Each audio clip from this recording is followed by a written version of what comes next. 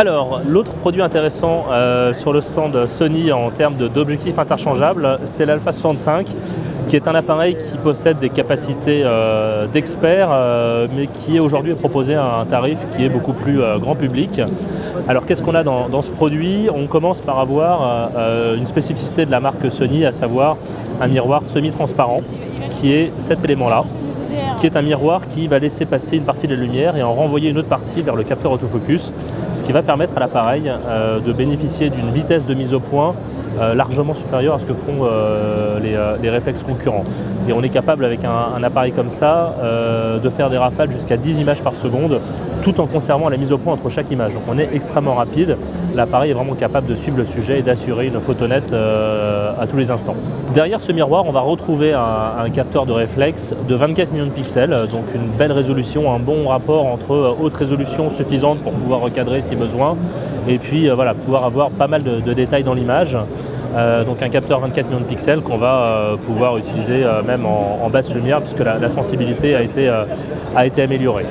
Quand on retourne l'appareil, on va découvrir tout d'abord un écran 3 pouces de 921 000 points orientable, qu'on va même pouvoir retourner totalement pour le protéger des rayures, extrêmement pratique. Et puis ici un viseur numérique en technologie OLED. Donc la technologie OLED, c'est celle qui permet d'avoir un rendu d'image qui soit le plus fidèle possible, avec des très beaux contrastes, des couleurs très bien définies, et c'est un viseur qui va faire 2,3 millions de points. On va retrouver de manière assez classique des raccourcis vers la balance des blancs, vers la mémorisation de l'exposition, etc., etc. Et puis une touche vidéo, puisque l'appareil est capable de faire de la vidéo en Full HD 1080p, donc une très belle qualité vidéo. Sur le côté de l'appareil, on va retrouver un certain nombre de connectiques. Une connectique pour brancher une télécommande à distance, pour ceux qui voudraient pouvoir déclencher sans être directement collé à l'appareil. Une prise micro pour l'enregistrement en vidéo, si on va avoir un enregistrement de meilleure qualité que le micro de base qui est installé sur l'appareil. Et puis de manière beaucoup plus classique,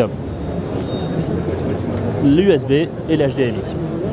L'appareil fonctionne avec deux types de cartes, c'est-à-dire que sur le petit slot carte mémoire qui est ici, on va pouvoir choisir si l'on met des cartes SD, toutes générations confondues, ou des cartes mémoristiques.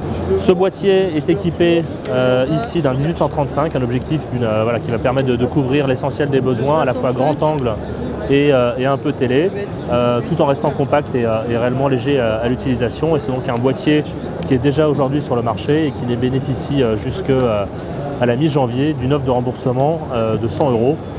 Qui va le positionner à 700 € en magasin, ce qui compte tenu des spécifications et des performances, est extrêmement élevé. Et puis, dernier point que j'ai oublié de préciser, l'appareil est doté d'un GPS, c'est-à-dire qu'il va pouvoir géolocaliser toutes les photos. Pour plus d'informations, vous pouvez vous diriger sur le site de Sony.fr.